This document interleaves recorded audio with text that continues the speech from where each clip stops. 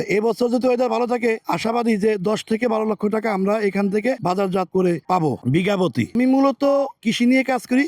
উপজেলা কৃষি ডিপার্টমেন্টের যত প্রোগ্রাম আছে সব প্রোগ্রামে থাকি। বিগত দিন কৃষি অফিসার, কৃষি কর্মকর্তা ছিলেন খোকনুজ্জামান স্যার। সে এই মাঠে অনেক পেঁয়াজের আবাদ, সেই আমাকে এই পরামর্শ দিয়েছিল যে আপনি পেঁয়াজের বীজ প্রোডাকশন করুন, পেঁয়াজের বীজ করতে পারলে আগামীতে আপনি ভালো কিছু করতে পারবেন। আমি তারই পরামর্শ রেখে এই কাজ এগিয়েছি এবং কি আজকে আমি আমার থেকে মনে করতেছি যে আমি হয়তো আলহামদুলিল্লাহ অনেক লাভবানের দিক দিয়ে আসতে পেরেছি। এবং এটার যে গুণাগুণ, যেটার যে ব্যাপার, যে যদি কৃষি কাজে যদি এটা যদি ওয়েদার ভালো থাকে, আমি সর্বোচ্চ একটা কথা বলতেছি যে বাংলাদেশের যত কৃষি কাজ আছে সবচাইতে লাভবান একটা ফসল, এর চেয়ে আর লাভবান কোনো কৃষি কাজের মধ্যে নাই। তো এবছর যদি ওয়েদার ভালো থাকে একেবারে 220 থেকে 200 কেজি আমরা বীজ পাওয়া সম্ভব। সেক্ষেত্রে আশাবাদী যে 10 থেকে 12 লক্ষ টাকা আমরা এখান থেকে বাজারজাত করে পাবো বিঘাপতি, যদি ফসল ভালো হয়, আমাদের টার্গেট অনুযায়ী হয়। 1 কেজি বীজ, এই কোয়ালিটির বীজ বাংলাদেশের যেসব বিক্রি হয় বিদেশ থেকে আসে সেগুলো 25 থেকে 30 হাজার টাকা কেজি, কিন্তু আমরা নর্মালি বিক্রি করব 5 থেকে 6 হাজার টাকা কেজি। আর এটা